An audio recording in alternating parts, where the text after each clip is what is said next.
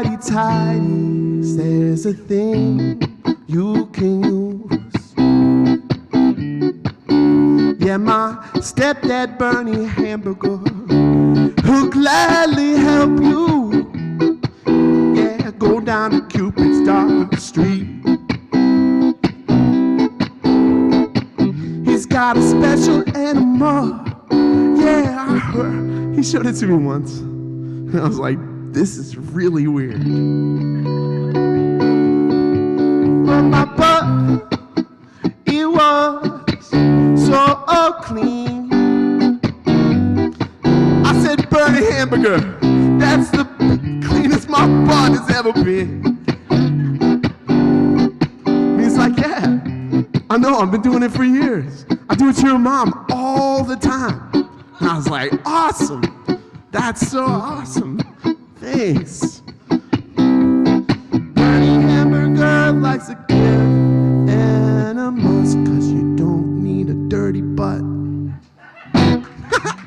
What? Sorry. I don't know if I'm running out of time here. Do we got time for one more? One more song. So this is... What is that? Mud on Boulder Highway. Mud? Mug? You're getting mugged on Boulder Highway? Oh, okay. I was like, yeah, I mean, I guess if it rains and then the dirt turns into mud and then it gets on the street, that'd be mud on Boulder Highway. That's what my mom was like, all right, we got this. It's going to rain. Mugged on Boulder Highway. What was the first comic's name? I'm so sorry, dude. What was that? Oh, the guy who did the 15-minute in the beginning. Yeah, the African American. What is it? Taurus. All right. Well, he doesn't got a car, so I mean he's a likely candidate for this song.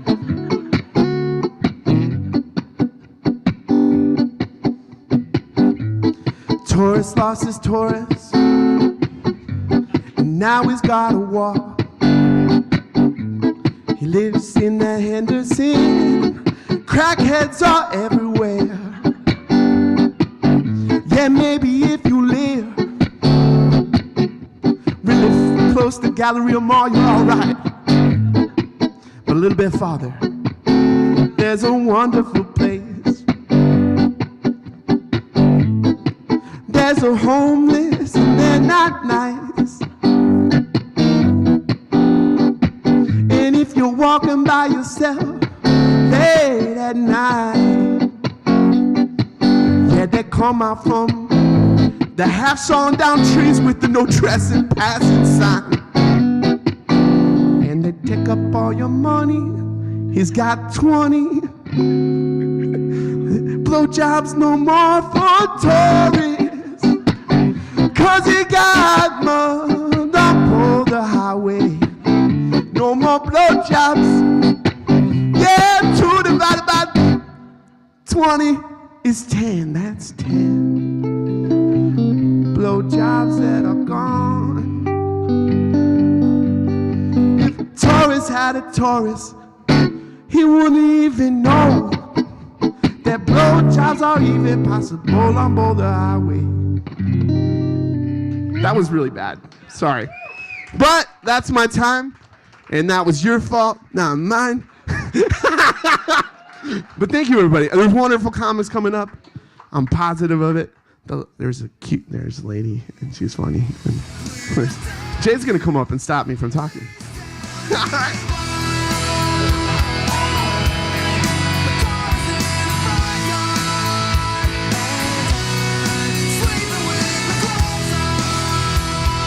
All right, give it up for Robert Stokes, everybody. Very funny guy. All right, let's keep the comedy going. This next guy coming to the stage, he's never done a stand-up show for me, but he has been on my radio show a couple times, and he always makes us laugh, so I'm sure he's going to make you laugh tonight. Give it up for Bruce Purcell, everybody. Shit out of me. The smoke alarm is going off and there's a cigarette still burning. Please tell me why. Cut the music. How we doing tonight? Fantastic. I'm a little apprehensive about being out here right now in public in general. Because like when everything's been happening like the last year and a half to black men, I've determined the only way I can survive out here is when I leave the house, be as adorable as possible.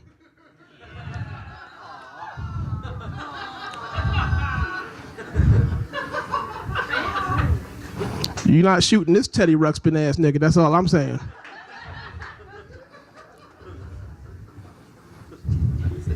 This is good too, because whatever comes out of my skull tonight is gonna be just really cute. I can say anything. I can talk about anybody. Well, not the Jews. I'm not gonna talk about any Jews. No anti-Semitism. Whenever I go out to these things, like I really hope to meet some new Jews. Fantastic. You wanna represent me? Because I got like entry-level Jews right now. I got Jew interns. My Jews can just get me more stuff like this. It's good, man. You just pull some Jew strings for me and get me at the Improv. I'd appreciate it. It's good. No, but seriously, like I learned I should be like afraid of a lot of things out here. I should be afraid of cigarellos and cigarettes. By the way, choking black people for cigarettes is the worst anti-smoking campaign ever. Just tell us to quit. We'll do it. I'm afraid of a lot of things now, but now I'm afraid of other stuff. Like I'm afraid of elevators. I'm scared to death of elevators. Between like the football players and rappers' sister-in-laws, I'm afraid to get in any elevator. I'm afraid it's gonna be an elevator with a mirror in it. I'm gonna say the wrong thing 5 times and they're gonna come out of nowhere and beat my ass and sting me with bees. Now that's a Candyman reference and it's topical. You didn't fucking think of it. Deserves more laughs than you gave it. That was some genius shit right there. I approve that. So we're all locals in here for the most part, right? Locals, make some noise in this motherfucker. Great. Yeah, you locals are great. You all kiss my ass, all you locals. I moved out here like almost 3 years ago, and in that time, nobody told me about North Las Vegas. Nobody goes to North Las Vegas on purpose. It's a fucking wrong turn you make. It's like the Book of Eli out there. Just get the boots off a dead guy and go on your journey trying to save the Bible. There's a tire fire out there like the beginning of The Simpsons. Just see weird shit. I had a job. I was delivering packages. They sent me to this house over there, and I knocked on this dude's house. The dude answered the door, and when he answered the door, he was like amputated from like here on down. So basically, he looked like a talking croissant. Which wasn't the weird part. Like, he ain't have any pants on. Like, I know you don't have legs, you don't necessarily need pants, but we have social contract. Appreciate if you adhere to that. And he answered the door. He answered the door in a wheelchair. He answered the door in a regular-ass dining room chair. Which led me to believe like one or two things. That's how he gets around. He's okay with that in his house, or he'd been waiting for me in that fucking chair all day. Like I said, I've been out here almost 3 years.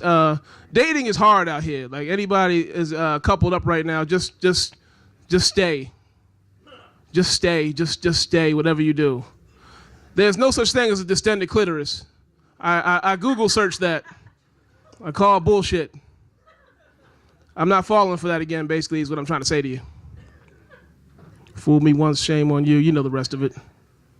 All this time, I thought I'd be a top, right? You just got to meet the right lady. It's hard out here, man. You ever wish you had a receipt so you could take back a one-night stand? Yes. My most meaningful relationship out here, I was dating a vegan, and if you haven't done that, there's no need to. It is awful. We have a moralistic argument about lunch meat when you wake up. It's not good. And she tastes like tree bark.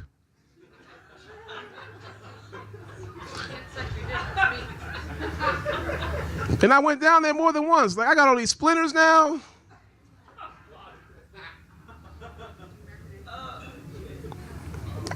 She's a vegan and she's going legally blind. You have a great diet, you're going blind. What is that? I picked the wrong number in the vegan girl lottery. That's what I did. Like, she offered to blow me one night, and it was hilarious because she was licking the bedpost for 5 minutes.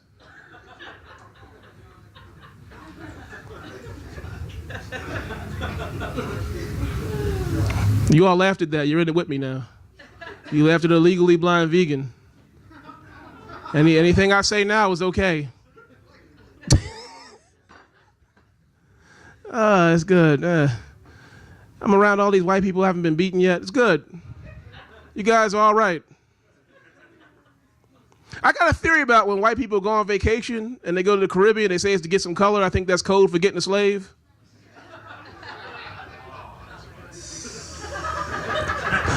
Thanks, Anton. I know you're not satisfied with your iPhones. You want iNigga too, I know. It's okay. Siri ain't doing enough shit for me. I need LaQuisha.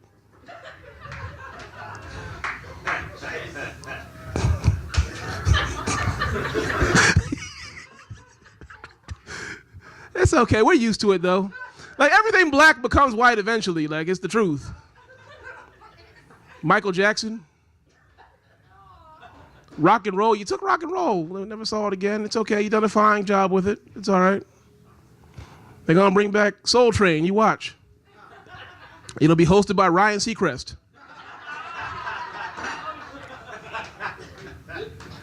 Going to fuck it up. Make it really, really white. You're going to stop the fucking Scrabble board. You're going to play Sudoku. Everything black becomes white eventually. Starbucks made blonde coffee last year. Was selling that. That's how much you all hate Obama. You don't even want the coffee in your cup to be a nigga.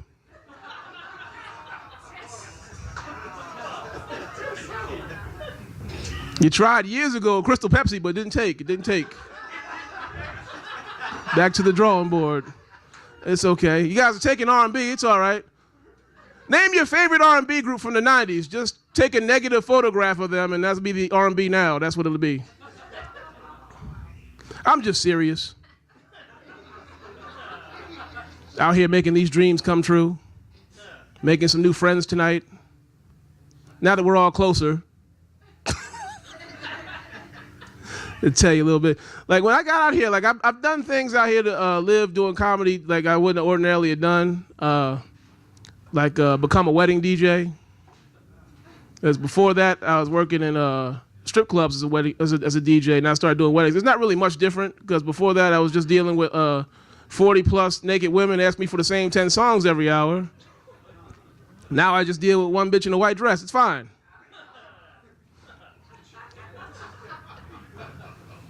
A bride is just a stripper whose plans worked out, basically what I'm saying.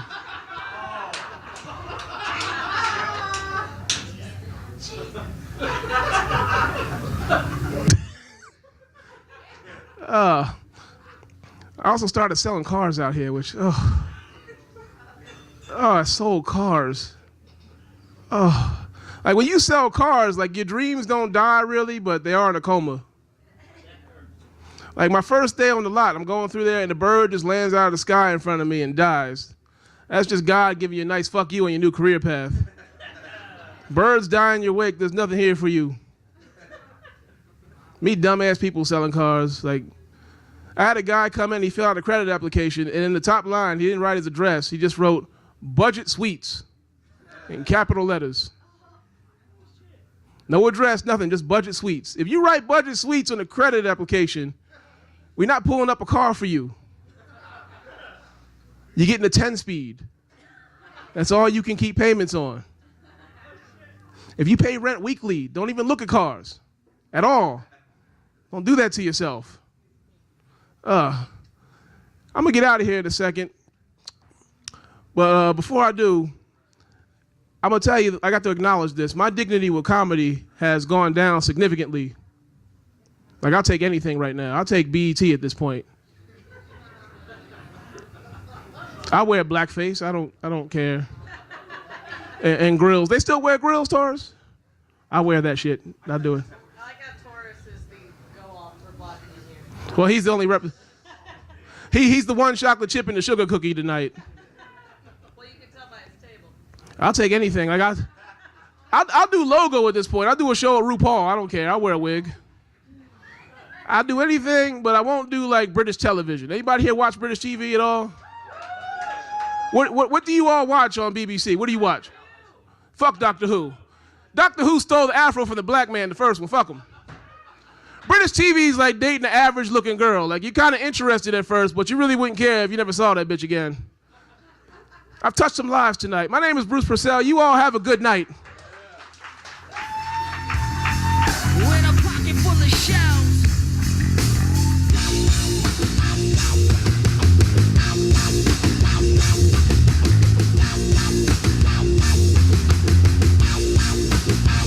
Keep it going for Bruce Purcell. Good times. And again, make some noise for Babes for letting us be here on Mondays to do this. Having a lot of fun each and every Monday. Coming up to the stage right now, this guy's a lot of fun. He does the radio show a lot, plus a lot of times here on stage when we do a live show. Give it up, everybody, for Anton Knight.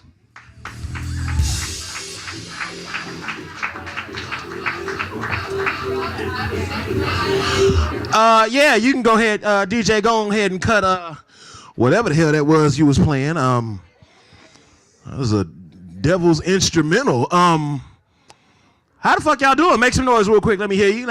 That's what I'm talking about. I told my mama I'm in a strip club doing a comedy show, and there's more people at the comedy show than in the strip club. I done fucking made it, goddammit. Let's have some fun. Fuck it. Y'all ready to have some fun? Say hell yeah. That's what I'm talking about. Give it up for the comic y'all seen before me, Bruce Purcell. A big racist Teletubby in this motherfucker. This like a big Hawaiian panda bear in this bitch. Just like, you see a grown man with a panda bear hat on, you kill yourself before he kill you. And nobody found that alarming at all. A big, somewhat black dude with a stuffed animal on his head. Nobody ran out of nothing. White people, y'all ain't scared of shit. They're like, fuck, we already got a black president. Tell your jokes. Some bullshit. Yeah, out here in Green Valley, I had to fill up twice to get here from Northtown. Shit. Real quick, I'm gonna tell y'all some jokes in a minute. I just gotta get some shit off my chest. I'm tired of my friends with ugly babies. Anybody in here got a friend with an ugly baby? Just an ugly ass baby? Just look, people just put you said a ginger baby. That's fucked up. That sounds like a cookie with eyes. He's a ginger baby. What the fuck? That ain't some shit black people hear every day. I got a friend with a really ugly baby. Like, my friend loves to put her baby in beauty pageant competitions and shit, and then get mad when this little ugly motherfucker don't place in the competition. She gonna call me the other day talking about, Anton, I think the judges of this beauty pageant competition are racist. I was like, why you say that? She was like, I don't think they know a little pretty black baby when they see a little pretty black baby. I was like, bitch, apparently you don't know a little pretty black baby when you see a little pretty black baby. I told her, I was like, quit fucking up your baby's self-esteem, putting her in these beauty pageant competitions that she ain't gonna place in. Put your little strong, ugly baby in some shit she could win, like an MMA fight.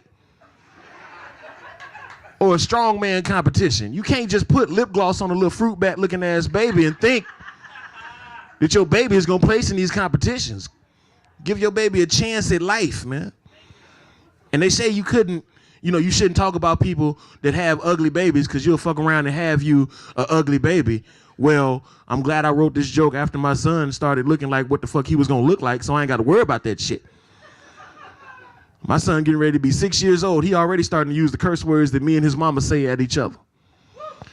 And as you can tell, I'm black and I was raised by some black people.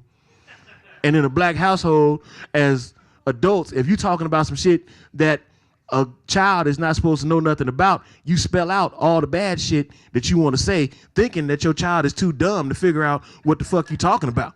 I didn't realize how smart this little nigga was.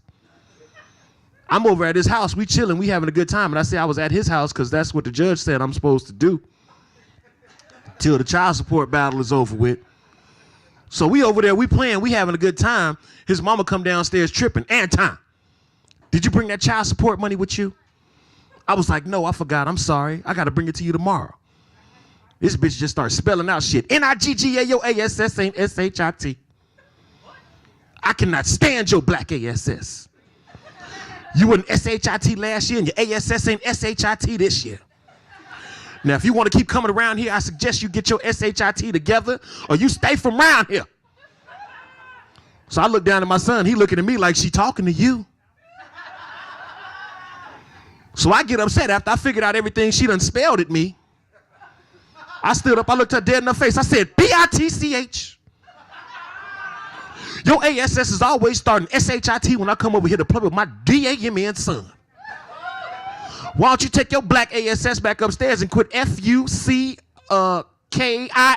with me? SHIT. And my son, he stand up, he look at both of us. He was like, well, both of y'all shut the fuck up so I can finish watching SpongeBob, you black motherfuckers. I was like, bitch, you're raising them RONG. Like some of y'all thought I spelled that right. Look at you. What'd he say wrong? Y'all give it up for me. I just moved into a gated community. I'm proud of myself. I am. I did, man. And here's the thing about a gated community, man. When you live in a gated community, you can't wait to give people your gate code to come visit you. I didn't realize that shit till like the day before yesterday. I ordered some pizza and I placed my order for my pizza and the lady was like, okay, we'll be there with your pizza in 30 minutes or less. I said, hold on. I got to give you my damn gate code. I said, it's key 8351. That's right, goddammit. I got a key gate code. Now, some of y'all don't know, a key gate code come with neighborhood watch and everything.